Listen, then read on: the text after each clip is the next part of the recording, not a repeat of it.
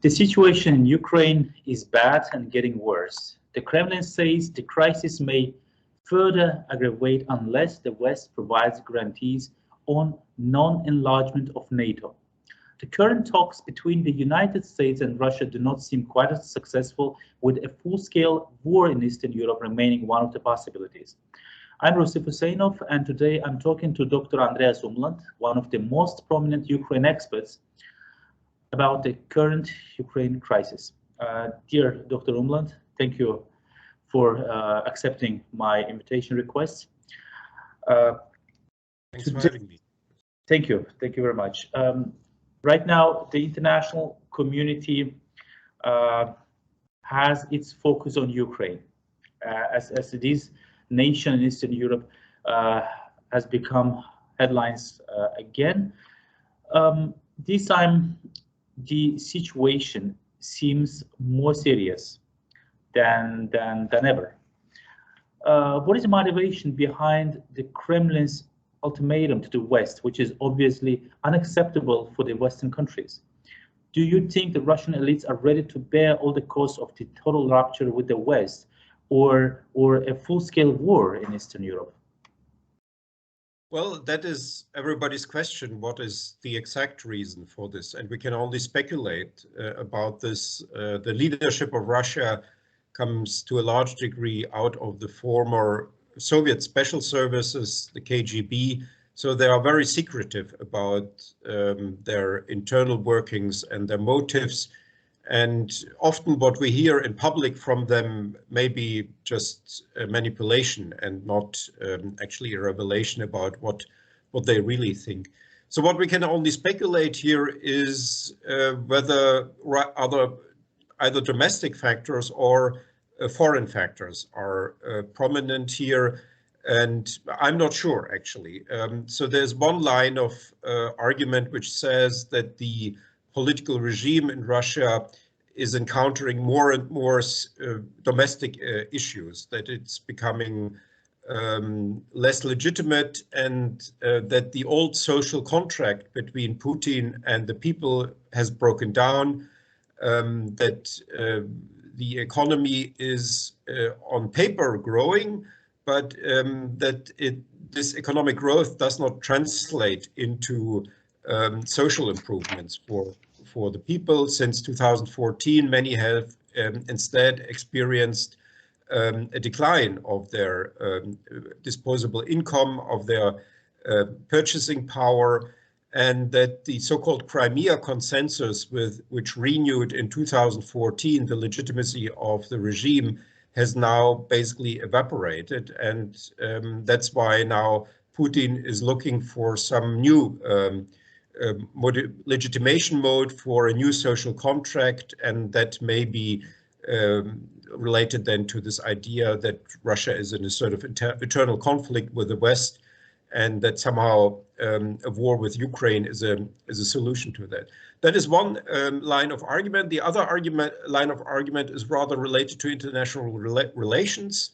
It's the sort of very old international relations idea of what has been called Thucydides' trap. That is from thousands of years ago, the idea that a declining power may be seeing a conflict as better than non-conflict because it is declining and because another great power is taking over. Yeah. So the prospect here from Moscow is that to have a conflict today is better than to have it in a few years.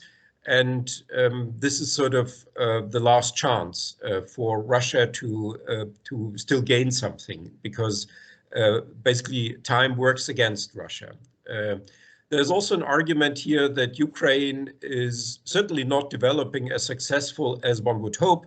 But for instance, the army of Ukraine is getting better. It's getting modernized. And for instance, that may be also something that people in Azerbaijan can relate to, that the purchase of Turkish drones, the changing the balance of power, at least between the so-called People's Republics and the Ukrainian army. And there has been an operation actually with such a drone that apparently was quite a shock for Russia when Bayraktars, they have destroyed an artillery position in the occupied territories, and that may have been one of the reasons for the recent escalation in rhetoric and in general. There is a perception perhaps with the protests in Belarus now, the sort of uprising in Kazakhstan, that the old sort of semi-imperial sphere of influence that Russia still has is now breaking down. And so that may be a sort of a panic reaction, if you like, also. And there's probably also here sort of a matter of opportunity. The pandemic is distracting the West. We have a new government in Germany. We have presidential elections in France soon. The Biden administration is seemingly divided in its policies towards Russia and Ukraine. It's more dovish than one would have expected after the electoral campaign of Joe Biden. And so Russia may see here an opportunity. Also, there's division also within Ukraine. There's a fight now going on between the current president Zelensky and the former president Poroshenko. So it may be an opportune situation now to escalate. And so this is these are just 3 lines of explanation, and one could perhaps think of other explanatory factors. But at the end of the day, I mean, to me, at least, none of these possible explanations fully, actually, conclusively explains why Russia is escalating rhetorically to such a high degree, basically putting forward absurd, I would say, requests, which are also absurd because Russia has more nuclear weapons than the US, France, or nuclear warheads, one should say, than the US, France, and Great Britain together, taken together. So if you look at this, at the number of nuclear warheads, Russia has more warheads than NATO, but it wants security guarantees from NATO, although it has a larger sort of firing power, if you like. So this is that's why I'm calling it absurd in a way. This is Russia is one of the militarily most secure countries of the world, one of the 2, one could argue, most militarily secure countries of the world, apart from the US. But it still is requesting as almost as an underdog, so to say. It poses as an underdog, requesting some urgently needed security guarantees from the West. Dr. Umland, some experts claim 2014 will not be repeated, as the Ukrainian armed forces, as you just mentioned, are way better equipped, modernized, and morally prepared than they were 8 years ago. What is the current discourse in Ukraine about the country's military might and deterrence potential? Can the nation resist Russia on her own? Well, frankly, I'm not expert enough on military affairs to comprehensively answer to that.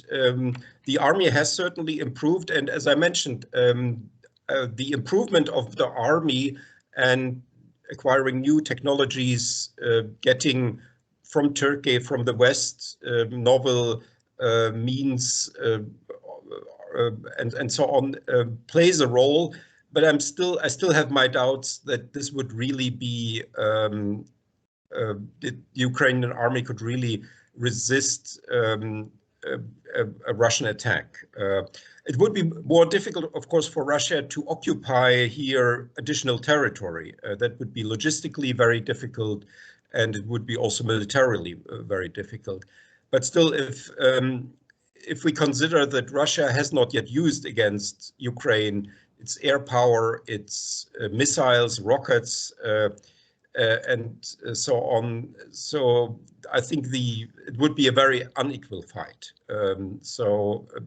Ukraine could resist, and it would be not easy for Russia, but still, one has to count in that in 2014, Russia in eastern Ukraine did not really use much high-tech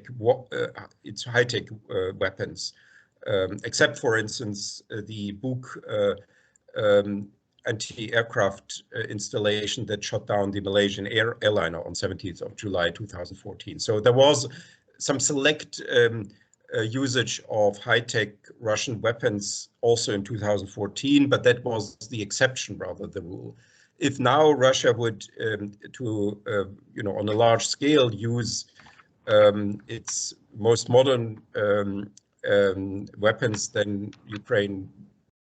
it would be devastating for Ukraine, and we would have perhaps thousands, tens of thousands, perhaps dead people here. Well,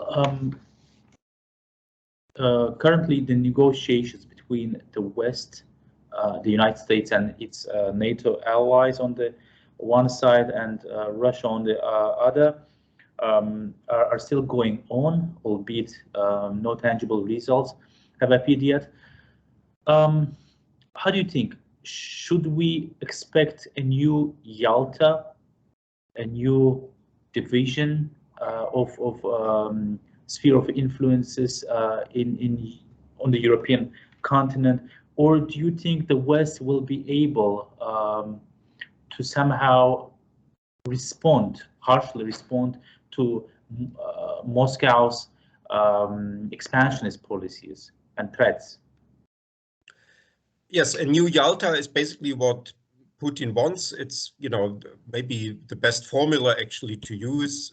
Again, a new division of Europe where basically in the eastern part of Europe, international law, international organizations, international rules would not apply anymore, and Russia would set the rules and would have its sphere of influence as the Soviet Union once had.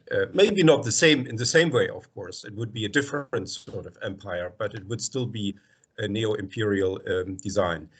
I think the West will certainly not officially agree to it, and we had already these negotiations in the first half of January, where basically the West, that meaning the US and NATO, have rejected the Russian demands. And the crucial question now will be how far the West is ready to go in basically sanctioning Russia. There are also some other factors like military support, economic support for Ukraine, but at the end of the day, I think it all comes down of how much, so to say, solidarity there will be, especially in the European Union, with regard to Ukraine, if it really should come to a new major military escalation, because Russia is very deeply integrated into the world economy. It has still extremely intense economic relations with the European Union. The European Union is still the largest trading partner. It's still the largest foreign investor. The companies from the European Union in Russia, in spite of all the talk in Moscow about the turn to the east. So there's a lot of rhetoric about this cooperation with China and with other Asian countries. But in fact, if you look at the numbers, not much of that has materialized so far. So potentially the West has large economic leverage in the technology sphere, in the financial sphere, in the energy sphere.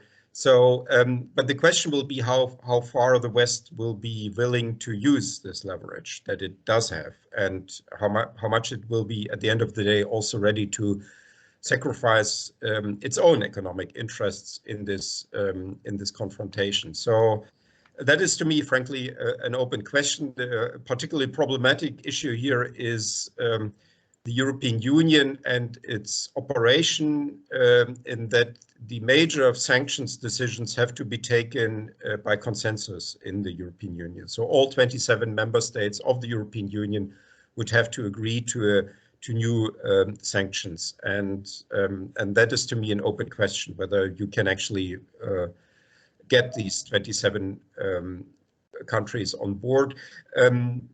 Some people refer back here to the sectoral sanctions that were adopted in July 2014, which were then, adopted by all of the countries of the European Union. The problem with this comparison is, however, that the immediate background of the sectoral sanctions of summer 2014 was the already mentioned shooting of the Malaysian airliner on 17th of July 2014. So that was in fact a punishment of Russia of killing over 200 EU citizens, and not so much actually a sanction related to the Ukrainian-Russian conflict itself. In that sense, it actually sent a wrong signal to Russia, because it said, you can do whatever you want in Ukraine or Georgia or Moldova, but don't kill our citizens. You'll get serious sanctions. And so this is not a good reference point. In fact, as long as Putin will not kill again in Ukraine or somewhere else dozens or hundreds of EU citizens, then we may not see actually major EU sanctions. Then it would be all basically left to the US somehow to punish Russia in case it really starts a major military escalation in Ukraine. So I'm unsure what will happen. Last but not least, Dr. Umland, you are a German national, currently based in Kiev, Ukraine, so I cannot hold myself from asking about Germany's present policies towards Russia, towards Ukraine. What is Berlin's strategy in this current geopolitical, constellation? What does Germany want to achieve? Of course, the politicians in Germany would definitely want to cool down the situation, to have normal relations with Russia. But as we see, Moscow is getting more and more assertive in this whole story. So what is your take on Germany's foreign policy on this part of the world? Well, the German position is a mixed bag, and it's sort of containing contradictory paradigms and ideas and interests, and that's why the German position is very unclear. And this unclarity in the German position is, I think, one of the factors that makes Russia so assertive. So on the surface, if you listen to what German politicians and diplomats say, it all sounds very good. It's support of international law and so on. Now, for instance, Germany is engaged with the Crimea platform. It's actually, supporting Ukraine very much on this, for Russia, extremely sensitive issue. The Russians don't like that at all, that the Western countries are supporting the Ukrainian claim for Crimea as much as Ukraine does that, and as much as the West supports it. So rhetorically, symbolically, it's all very fine. There's also a lot of sort of support in the humanitarian sphere for Ukraine here in Kiev, in terms of development, education, science, culture, and so on. Dozens, if not hundreds, of German programs that are happening here. So that's all fine. But on the other hand, Germany continues to have, at least until recently, this sort of special relationship with Russia, where it's sort of not part of the sort of Central European consensus, one could argue, of countries like Poland, the Czech Republic, Romania, the Baltic states, but it has its own position on all of that. And it has this sort of idea that somehow with dialogue, with diplomacy, you can solve these hard power issues, and that simply hasn't worked out. And that should have been a lesson already in 2014, and it's not a lesson yet fully learned by the German elite until now. And they're still, for instance, trying to push through this Nord Stream 2 project, although one could argue that the first Nord Stream pipeline that went online in 2011, 2012 was one of the Russian preparations of the attack on Ukraine by diverting the Russian gas that was until then floating through Ukraine, partly through the Baltic Sea. So, and Germany was doing all that, sort of closing its eyes on the geopolitical implications, both of the first Nord Stream and now the second Nord Stream pipeline. And that, of course, creates a lot of anger here in Ukraine, because it sort of undercuts the Ukrainian position, and it actually promotes and helps Russia in its attack on Ukraine. So I hope this will change now, because we have a new government. We have the Green Party in it, which is rather supportive of Ukraine.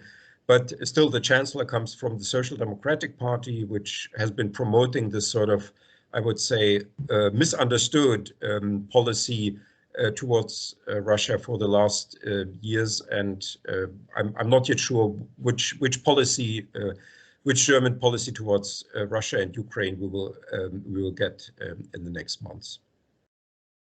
Thank you, Dr. Umland, for your insightful conversation. Thanks a lot for having me.